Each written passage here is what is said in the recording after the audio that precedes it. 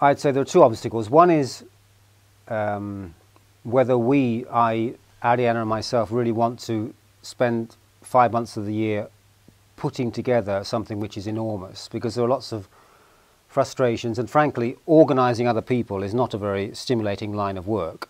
It's complex, it's tedious, it's repetitive, and organising a festival is not like 10 minutes ago having a drink with 100 other journalists in a beautiful context in Umbria with this fantastic wine and fantastic food. Most of the festival is sitting at a computer writing emails to people saying, please tell me what flight you want, or when you will arrive, why haven't you replied, the panel is this day, not the other day. That's what organising a festival is, and it's not very interesting. So that's one obstacle, whether we really want to spend every year, 5 months of that year, doing this. The second one is whether it's worthwhile financially, because let's be honest, it's a festival which is free entry. Nobody buys a ticket. Everything, all the money for the festival comes from sponsors. Now, to maintain a festival of this size, 450 speakers, etc., you need a significant budget. The budget only comes because sponsors are prepared to invest in the festival. The sponsors are either private companies or public institutions.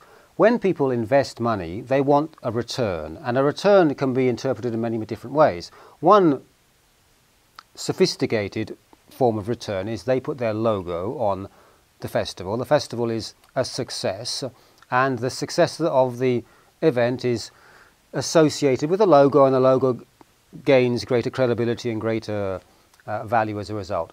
The other form of return is that the sponsors want to participate actively in the festival. What does that mean? They say, oh, well, Christopher, what do you think if our CEO speaks on this panel? And my reply is, excuse me, your CEO knows nothing about journalism. Why should he or she speak on that panel? This is a journalism festival. And the reply is, well, they may not be journalists, but they're very important people, and we are the sponsor. So we pay X, ergo we should have space Y. Now, is that reasonable?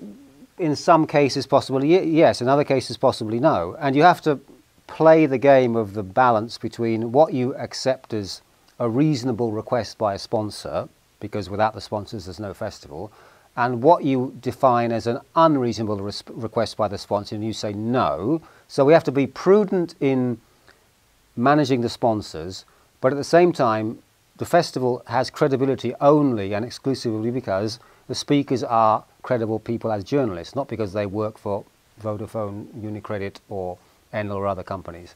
And that's a delicate balance. And because it's delicate and because it's important, it's stressful.